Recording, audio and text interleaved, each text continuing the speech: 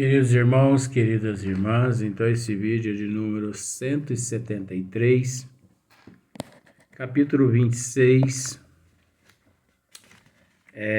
perguntas sobre o futuro, né, livro dos médios.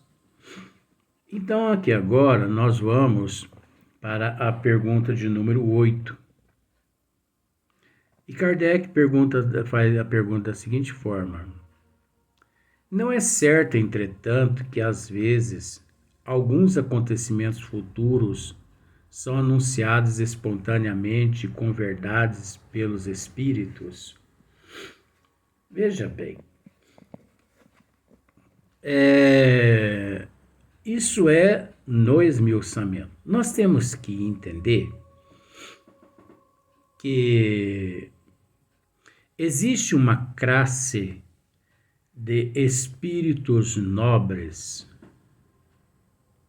que, amando de nosso Senhor Jesus Cristo, eu vou usar aquele termo, eles são ministros do Cristo.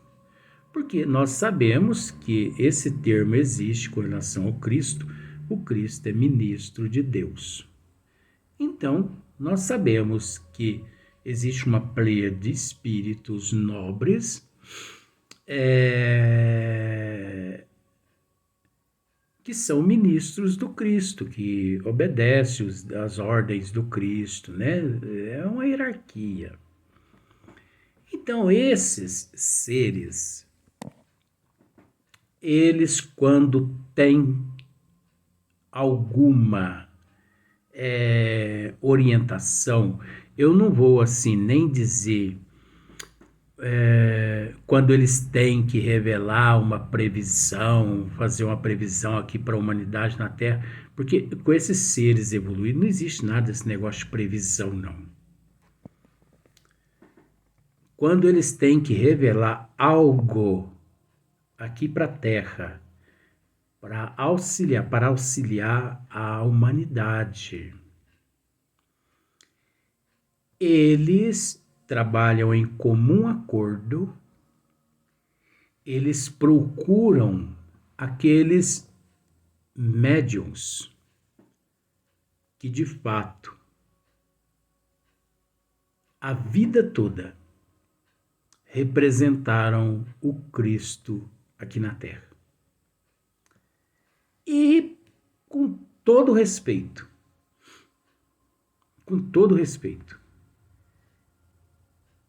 no século XXI, por mais que já desencarnou o Chico Xavier, não desmerecendo ninguém, gente, pelo amor de Deus.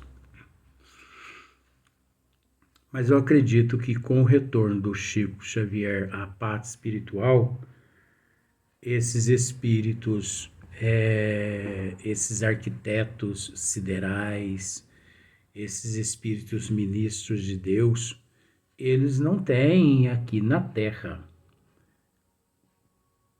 com quem se contar mais, não. Não é desfazendo de ninguém, porque cada um atua numa área. O Chico, eu não vou dizer foi, o Chico é um ser para lá de missionário. O Chico é além de missionário. Então, se alguma revelação tivesse que fazer esses ministros de Jesus, eles usariam Chico Xavier. Sem ser Chico Xavier, com todo respeito, que todo mundo merece, porque tem muitos trabalhadores no Brasil e no mundo, mas se as pessoas conseguissem adentrar a minha massa encefálica, elas iam conseguir entender o que eu estou querendo dizer. Em matéria de seriedade com relação à orientação de algumas leis aqui para a Terra, dos desígnios das leis do Criador trazidas aqui para a Terra, tem que ser uma ferramenta aqui na Terra do nível de Chico Xavier. Então, até porque, veja bem, existiu aqui na Terra, por exemplo, João Evangelista, na ilha de Patmos, né? Na Itália, na ilha de Patmos. João Evangelista escreveu o Apocalipse. Só que o Apocalipse que João escreveu foi deturpado pelo catolicismo, pela alta cúpula do catolicismo, pelo clero. Eles deturparam o Apocalipse de João Evangelista 100%. Eles adaptaram do gosto deles, da forma deles, para poder manter os adeptos do cristianismo, do catolicismo, preso ali pela coleira. E com todo o respeito que merecem, mas os adeptos do catolicismo vivem como um animal, coitadinhos, preso na coleira do Vaticano. É dízimo, é ofertas, é paga missa, é paga oração, paga para rezar para os mortos, ofertas para lá, ofertas para cá, paga batizado, paga curso para casamento, paga curso para se casar, né? E fora as quermesses também que eles fazem. Então, tudo voltado para o lado do dinheiro. Então, sabemos que se existia algo que devíamos respeitar com todo carinho, era o Apocalipse de João. Mas esse Apocalipse que está aí, não há como respeitá-lo, porque o clero deturpou ele, modificou tudo. Aquelas imagens horripilantes de demônio jogando as pessoas, olha só para você ver, jogando as pessoas no limbo, jogando as pessoas no caldeirão do inferno, aquilo é tudo mitologia, aquilo ali foi tudo incrementado depois. Tem nada a ver o Apocalipse de João com o que eles fizeram com o Apocalipse, né? Um outro ser que, quando esteve no corpo físico, as pessoas podem pensar o que quiser, mas de acordo com o que nós já estudamos, no plano espiritual, a realidade é essa. Um outro ser que esteve no corpo físico e que, durante o período que esteve no corpo físico, serviu-se de médiuns das trevas. E todas as previsões que ele fez foram previsões com um cunho de visão e inspiração e intuição das trevas. Nostradamus foi um médium das trevas aqui na época dele. No entanto, você observa, ele apenas, todas as previsões dele, desgraças pelo mundo afora. Mortes e mais mortes e mais mortes. Ora, gente, não é assim que a providência divina trabalha.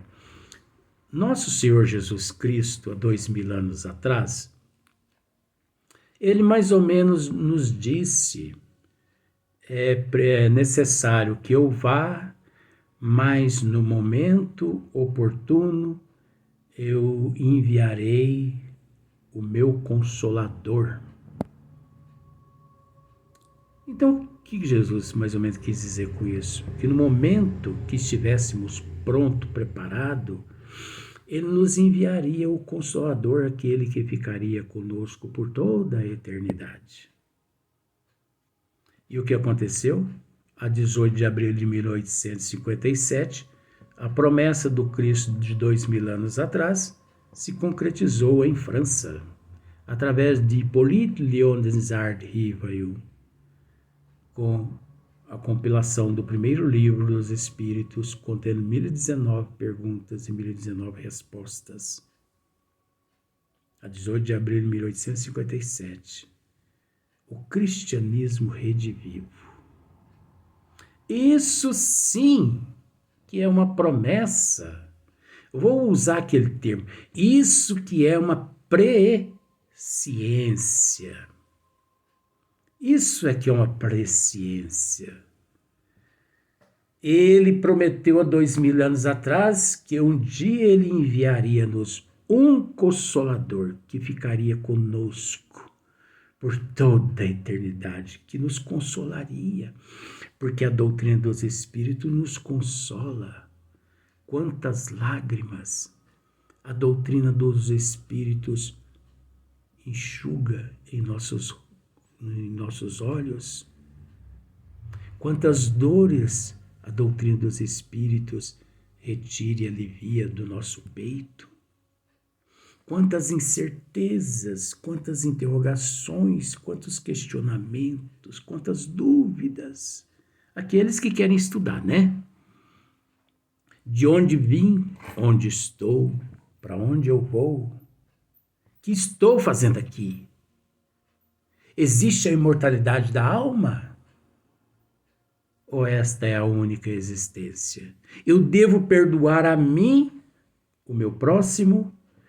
Eu devo ser caridoso? Eu devo ser gentil, amoroso? Eu devo ser nobre? Que ganho com isso? Que ganho com isso em permitir que as pessoas batam em mim e eu tendo que aceitá-las como elas são? Isso que é presciência, isso não é nem previsão. Porque o Cristo não tem esse negócio de previsão com ele, não. Isso que é presciência. Agora, dizem que Nostradamus preveu a queda, né? Dizem que Nostradamus preveu a queda das duas torres gêmeas nos Estados Unidos, as torres do World Trade Center. Mais de 3.500 pessoas morreram. Só desgraça. A gente sabe que aquilo ali é um resgate coletivo. Mas para quê? Ora, para quê? Eu quero que você entenda, com todo respeito, seria útil uma previsão dessa se ele dissesse assim, ó, 11 de setembro de 2011? Acho que é, né? Eu me esqueço agora. 11 de setembro de 2011. Ou 2001, 2011. Você me desculpa, porque eu não estava no assunto. Eu entrei nesse assunto por causa de Nostradamus. 11 de setembro, às 11 horas, os aviões vão se chocar com as torres gêmeas do World Trade Center dos Estados Unidos. Por favor, eu já estou dizendo com antecedência de mais de 500 anos para que no dia anterior ninguém vá trabalhar. Afaste todo mundo das torres gêmeas. Aí agora você sabe que isso não podia acontecer? Você sabe, olha só como que é o processo.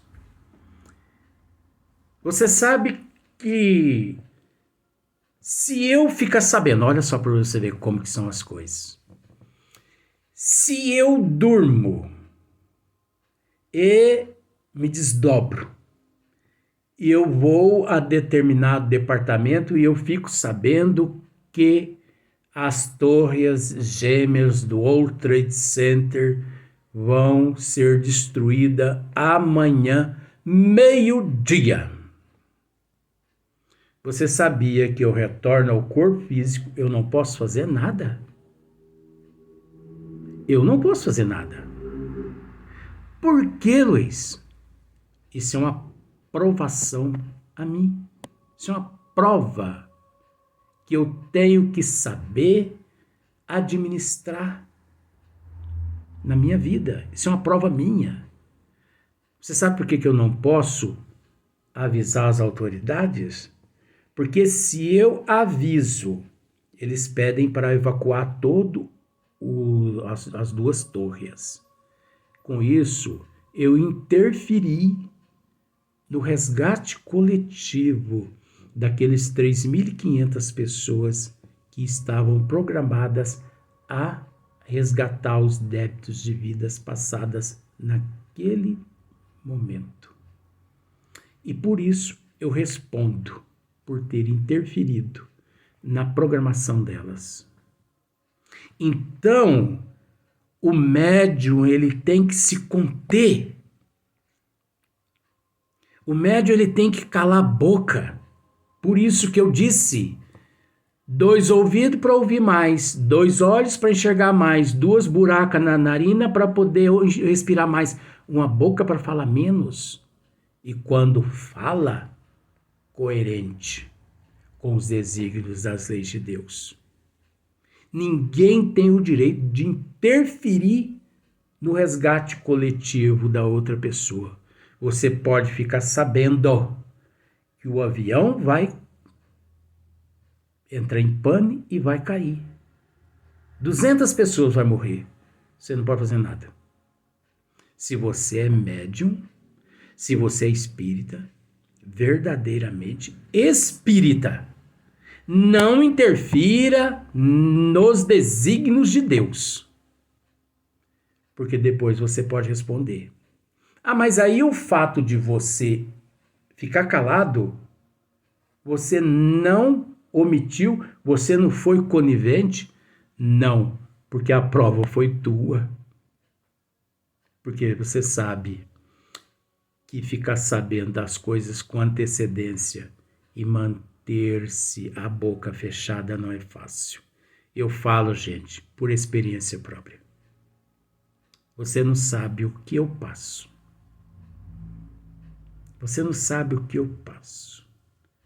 Eu olho, vou usar o termo, eu olho na cara das pessoas, eu sei tudo que está acontecendo, não posso falar nada. Eu sei o que elas estão sentindo, eu sei o que elas estão pensando, mas não posso falar nada. Eu sei o que está acontecendo, mas não posso falar nada. Vou no departamento espiritual à noite, eu fico sabendo de algumas coisas de outras existências passadas, eu volto por físico, eu não posso falar nada. Aí eu pego, converso com a avó fala para mim, se tenha paciência, meu filho. Ai, meu Deus do céu, que vontade de transformar essa avó num faraó. Ó, rimou, né? Vó num faraó. Num Tutankhamon. Vó, Tutankhamon. Mas é preciso ter paciência. E eu tenho paciência. Algumas pessoas que me conhecem sabem que eu tenho paciência. Porque, gente, se eu não tivesse paciência, eu não estaria aqui mais. Então, nós temos que tomar muito cuidado com essas previsões. Olha só para você ver aqui, ó. Na pergunta 8. Não é certo, entretanto, que às vezes algum acontecimento futuro são anunciados espontaneamente e com verdades pelos espíritos? Resposta. Pode dar-se que o espírito preveja coisas que julgue conveniente revelar. Ó, pode dar-se que o espírito preveja coisa que julgue conveniente revelar, ou que ele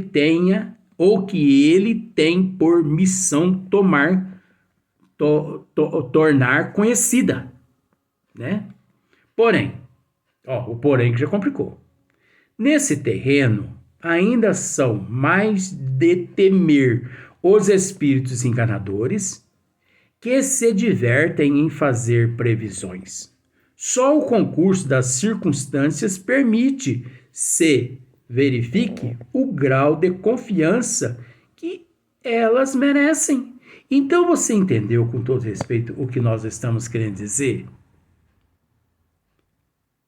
Não dá para confiar, gente, nas previsões. Não existe médios, com todo respeito, parece desfazer. Não estamos desfazendo.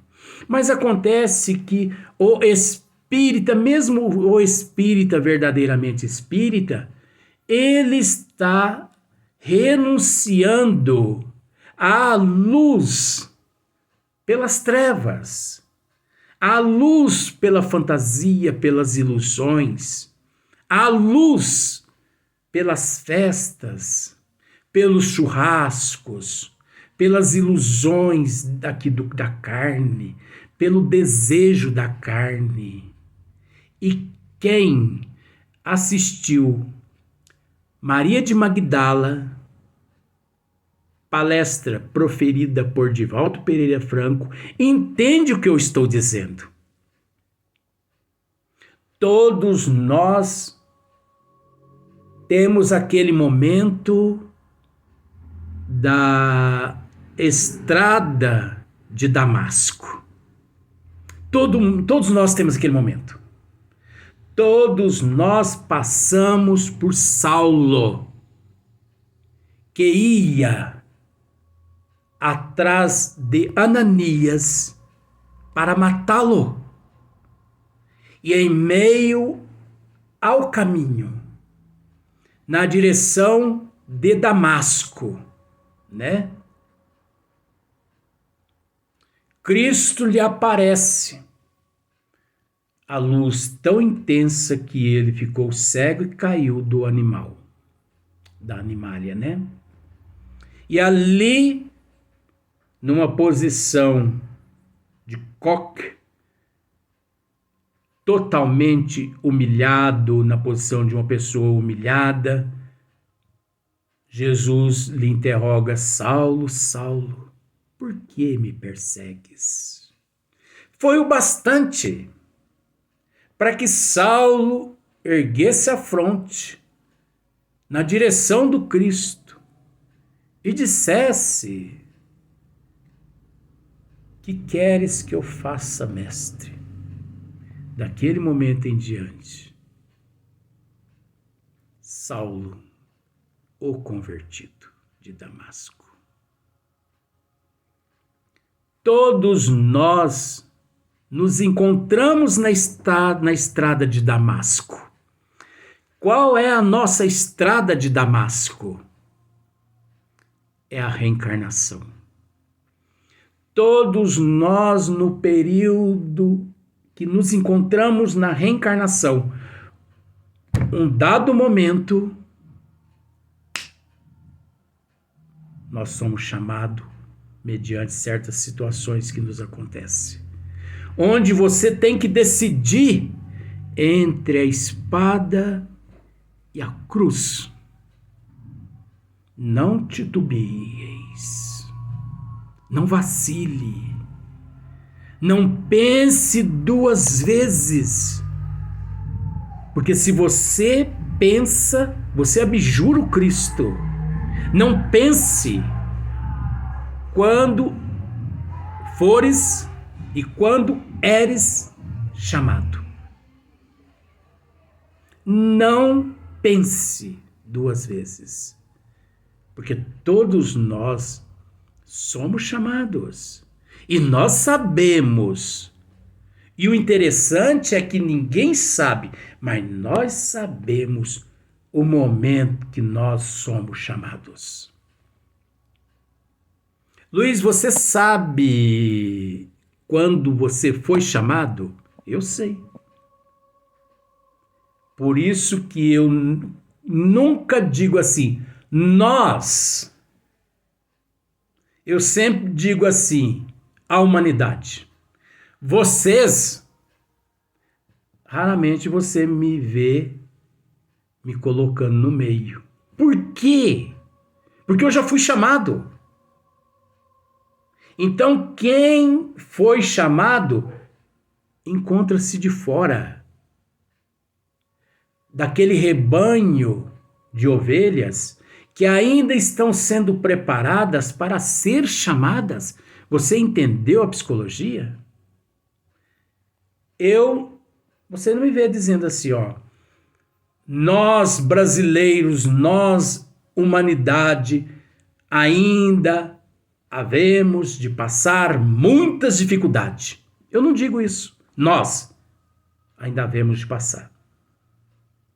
A humanidade vai passar por sérias complicações. A humanidade. Eu não faço parte da humanidade. Porque eu já fiz a minha escolha. Eu já fui chamado.